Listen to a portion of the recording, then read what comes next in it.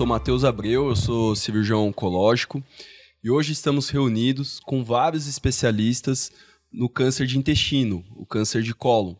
A gente tem notado que desde o início do ano a mídia tem divulgado mais casos dessa doença e o aumento da procura da população, de familiares, sobre informações dessa doença e de como prevenir. Então hoje a gente está reunido aqui, à minha direita, com a doutora Amanda, coloproctologista. Oi, gente, tudo bem? Aqui ao meu lado a gente tem a Carol, nutricionista oncológica, especialista no câncer do intestino.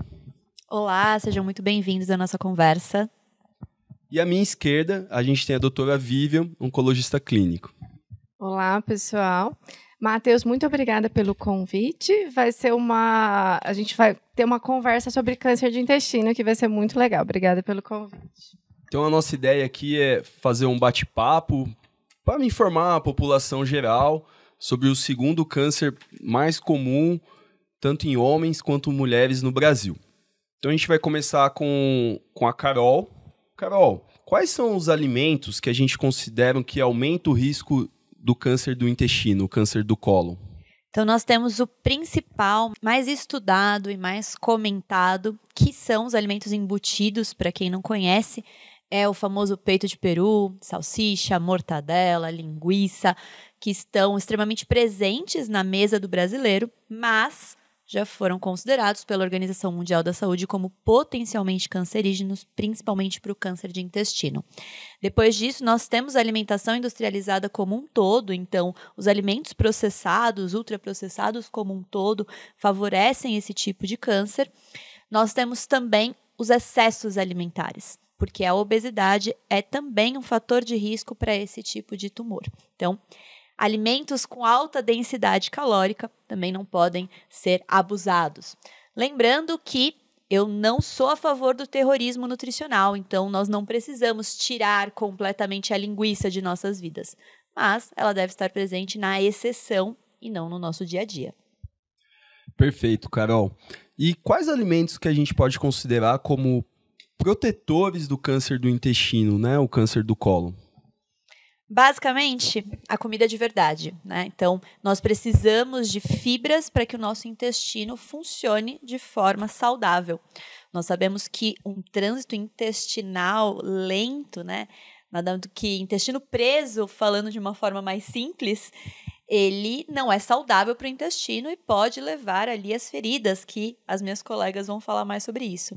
Então, ter uma alimentação saudável, rico em fibras, e as fibras estão presentes nas verduras, nos legumes, nas frutas, nos alimentos integrais. Então, ter estes alimentos todos os dias na nossa alimentação faz com que o nosso intestino esteja saudável e, assim, proteja contra o câncer coloretal.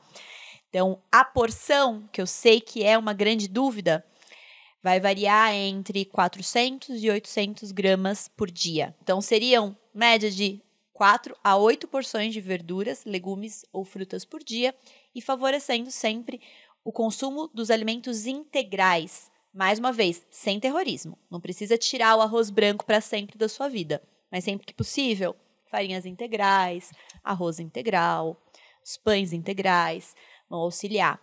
E por último, variedade. Então não adianta comer só alface, tomate, banana e maçã, que é o famoso brasileiro, né? O que nós precisamos é de uma variedade. Então consumam beterraba, rabanete, morango, kiwi, uma variedade, porque assim você vai ter uma oferta de vitaminas e minerais para que o seu corpo tenha um sistema imunológico muito bom, que é as nossas células de defesa do corpo, e assim te proteja contra as doenças, incluindo assim o câncer de intestino. Carol, a gente que te conhece sabe que você é super ativa, que você faz atividade física, gosta de corrida. Então, o quanto que a atividade física ajuda a prevenir o câncer do intestino, o câncer do cólon? Eu gosto de números. Então, o que nós temos de comprovação de ciência é que melhora a prevenção em 25%. A atividade física, ela é essencial para o nosso corpo. Então, nós precisamos nos movimentar. Eu quero chamar atenção para um ponto. Não é fácil. Quanto mais parado você que está me ouvindo estiver, mais difícil é começar. Mas, depois que começou, é difícil parar, né? Mas a atividade física é muito importante. Falando um pouco da explicação, a atividade física, além dos benefícios já conhecidos, em específico para o câncer de intestino, ela melhora na resistência à insulina, que é um ponto que pode favorecer o surgimento desse câncer também. Então, a atividade física faz parte da prevenção. Se mexam, tem que fazer. Amanda, qual a indicação de colonoscopia para rastreamento e prevenção do câncer de intestino, o câncer do cólon? Certo, então, assim, primeiramente a gente tem que explicar o que é o rastreamento. Rastreamento é aquele exame realizado em uma pessoa assintomática, que não tem nenhum sintoma, que o intestino funciona bem, realmente para prevenção do câncer do intestino. Então, ele é indicado em todas as pessoas a partir dos 45 anos de idade, tanto homens quanto mulheres, para essa prevenção. Agora, se uma pessoa antes dessa idade possui algum sintoma, uma alteração do hábito intestinal, como, por exemplo, uma diarreia recente ou uma constipação, um intestino mais preso, um sangramento, uma anemia, aí o exame pode ser indicado como um diagnóstico para investigar esses sintomas. Amanda, uma dúvida recorrente dos pacientes é o que são os pólipos que podem ser encontrados no exame da colonoscopia? Os pólipos, eles são uma elevação nessa mucosa, como se fossem umas verruguinhas. E esses pólipos, eles não necessariamente vão evoluir para um câncer. Isso vai depender do tipo do pólipo, se ele é mais tem uma propensão a se tornar maligno, ou pode ser mesmo um pólipo benigno, que é a maioria dos casos. Mas acontece que a maioria dos cânceres de intestino, eles vieram de um pólipo. Então, a colonoscopia permite o diagnóstico desse pólipo através da análise pelo exame e também, quando ele é retirado, ele é encaminhado para o exame, que é a biópsia. E aí essa biópsia vai nos informar qual é o tipo e se esse pólipo teria um risco de se transformar em um câncer no futuro. E a gente sabe que existe um tabu em relação ao exame da colonoscopia. Muitos pacientes têm receio de fazer esse exame. Você pode explicar para a gente como é feito esse exame da colonoscopia?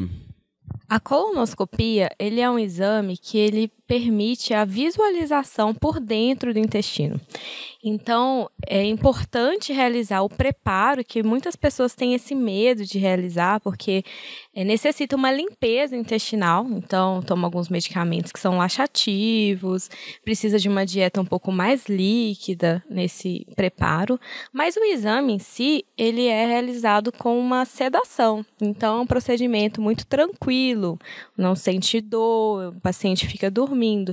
E é importante porque ele permite essa visualização e também o tratamento. Então, se tiver alguma lesão, ela pode ser retirada e até mesmo tratada. Então, por isso que a gente fala que é um exame também de prevenção.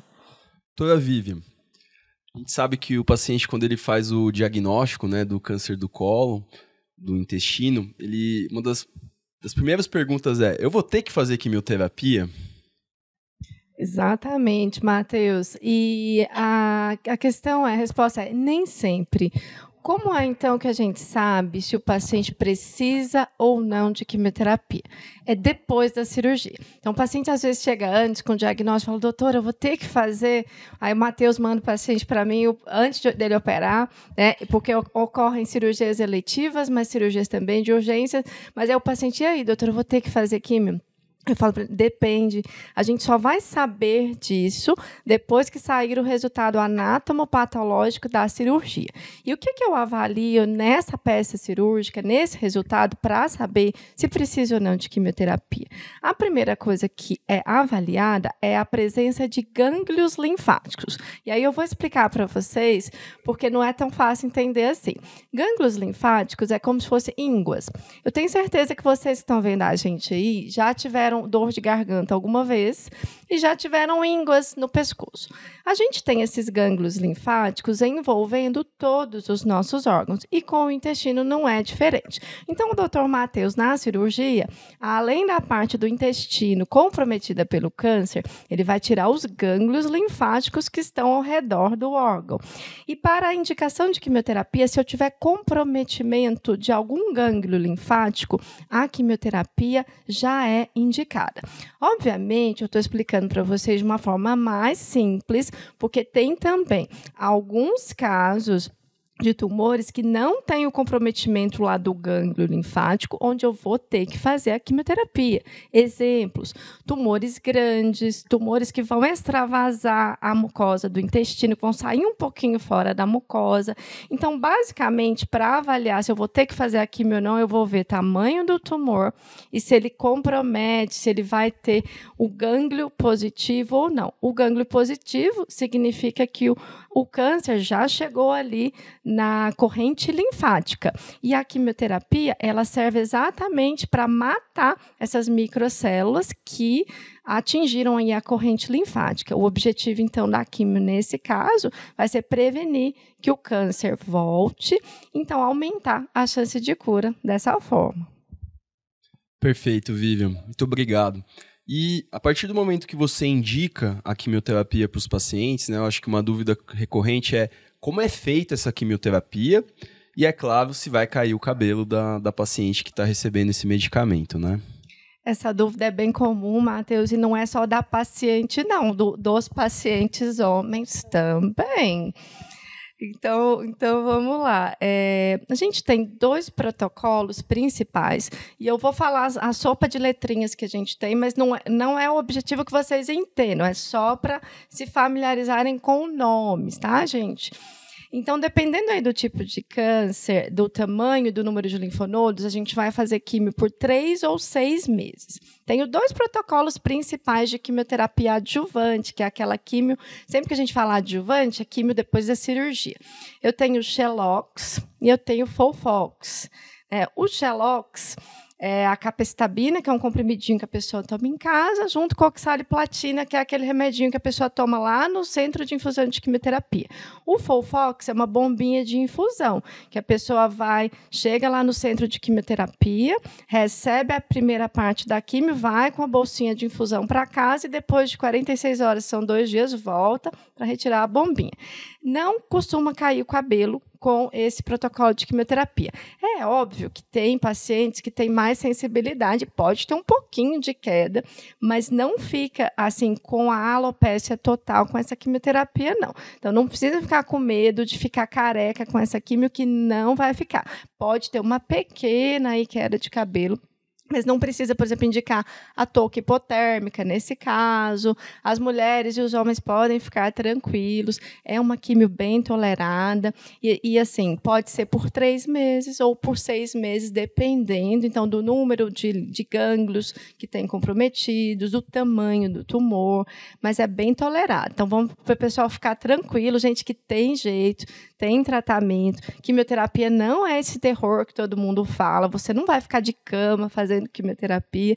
E a gente sempre diz, informações salvam vidas. E é por isso que a gente está aqui conversando com vocês. Perfeito, Vivian. E, como eu falei no início, né, a gente tem percebido que a mídia tem divulgado cada vez mais celebridades, né, com diagnóstico de câncer do intestino. A gente teve o Pelé no começo do ano, a Preta Gil. Essa semana a gente teve o Emílio, do Pânico. E um dos questionamentos, assim, nossa, tá aumentando muito os números de casos e assim, cada vez pessoas mais jovens estão tendo câncer de intestino. Você tem algo a dizer sobre isso? Realmente esses casos estão aumentando nas pessoas mais jovens? Realmente estão aumentando, Matheus. Isso, existe estatística para isso, e a gente sabe que a estatística da incidência do câncer coloretal em pacientes com menos de 50 anos aumentou nos últimos 20 anos. Tá? Então, isso é real. E aí se pergunta, por que exatamente isso está acontecendo? Né? Muito se dá porque a gente faz mais diagnósticos atualmente. Isso também. Antes, a colonoscopia era indicada a partir dos 50 anos, agora a gente já trouxe para os 45 45 anos, e 45 anos na população sem fatores de risco, porque quando a gente tem história familiar, a gente começa muito antes disso, né? 10 anos antes aproximadamente. E o estilo de vida tem muita relação com isso, né? Hoje, e o estilo de vida, a gente fala de sedentarismo, estar acima do peso, tabagismo, alimentação e o estilo de vida mental também. Então, hoje é um combo que eu digo assim, o estilo de vida tem muita relação com o desenvolvimento do câncer de intestino.